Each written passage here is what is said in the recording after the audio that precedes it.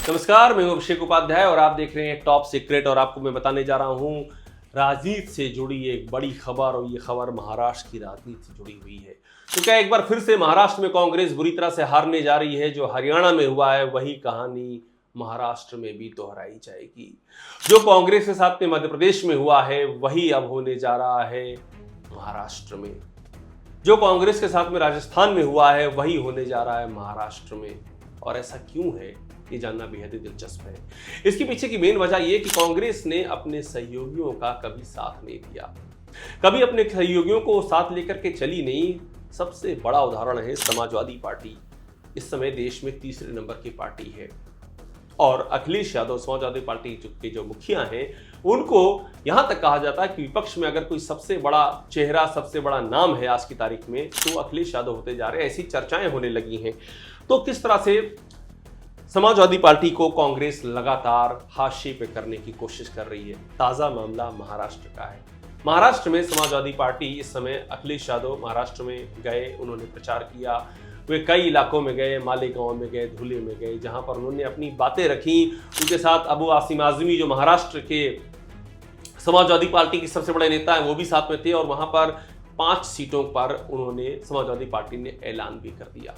और ये इसलिए हुआ क्योंकि 12 सीटें समाजवादी पार्टी मांग रही थी, लेकिन कांग्रेस ने तय नहीं किया।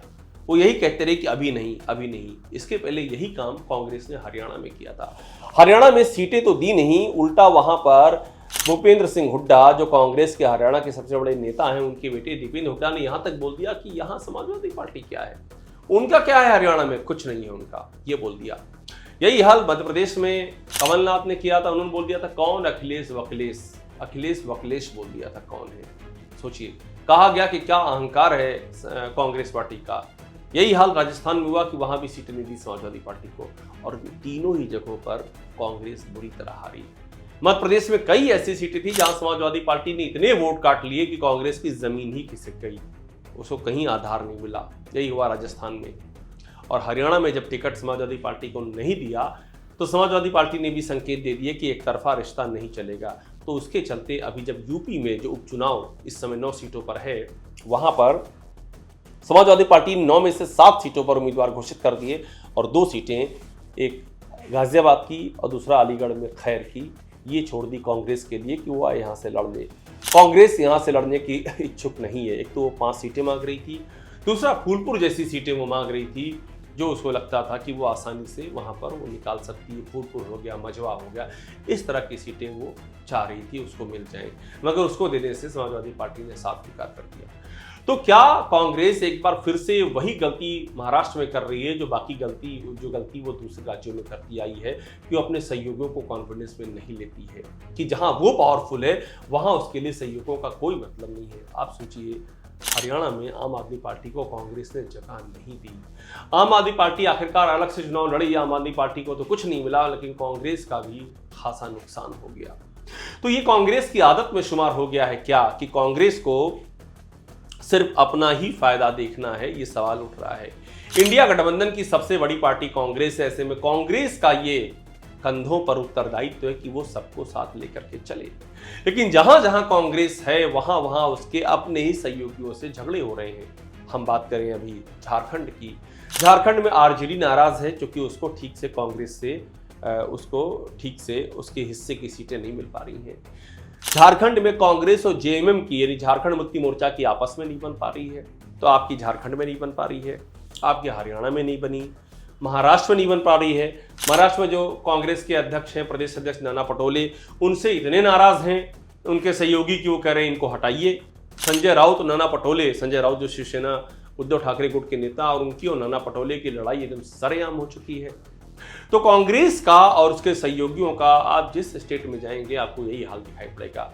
बंगाल की बात कर लें, बंगाल में इतनी लड़ाई हुई कि अधीर रंजन चौधरी और ममता बनर्जी के बीच में जो तू मैं थी वो इस लेवल पे आ गई कि एलायंस खत्म हो गया जो हो सकता था लोकसभा के चुनाव में, कांग्रेस का और तृणमूल कांग्रेस का। और अब वहां पर कोई पैचअप की कोई संभावना नहीं बची है। इसी तरह से हम साउथ की बात करें तो लेफ्ट पार्टियों के साथ में भी कांग्रेस का वहाँ जो है तालमेल है वो एकदम नहीं है। केरल की बात करें, केरल में भी हाल ही में वहाँ पर वायनाड में उपचुनाव होने जा रहे हैं, जहाँ पर सीपीआई ने भी उम्मीदवार उतार दिया है और जहां से कांग्रेस ने भी प्रियंका गांधी को उतार दिया है। इसके पहले लोकसभा चुनाव में केरल में भी आपस में तालमेल नहीं था। तो कांग्रेस जहां जहां है वहां पर इंडिया के ही सहयोगियों को वो एक्मोडेट करने को, साथ लेने को तैयार नहीं है। और इसीलिए तो ये तब हो रहा है जब लगातार 3 चुनाव वो हारी है। प्रदेश की बात करें, मध्य प्रदेश नंबर 1, मध्य प्रदेश के बाद राजस्थान नंबर 2, हरियाणा नंबर 3। इन 3 जगहों पर उसने अपने सहयोगियों को भाव नहीं दिया और बुरी तरह हारी। तो अब ये कहा जा रहा महाराष्ट्र में भी कांग्रेस ने सबक नहीं लिया है, वो वही गलती दोहराने जा रही है। बाद में आप ठीकरा फोड़ेंगे ईवीएम पर, लेकिन जो अपनी खुद की रणनीति की फेल्योर है, सहयोगियों को साथ न देना है, उस पर चर्चा कौन करेगा, वो सवाल कौन उठाएगा, ये मुद्दा लगातार गर्माता जा रहा है। टॉप सीक्रेट से लगातार जुड़े रहिए, हमको लाइक कीजिए, सब्सक्राइब कीजिए और वो सब यहाँ देखिए जो सिर्फ यहीं मिलेगा और कहीं नहीं।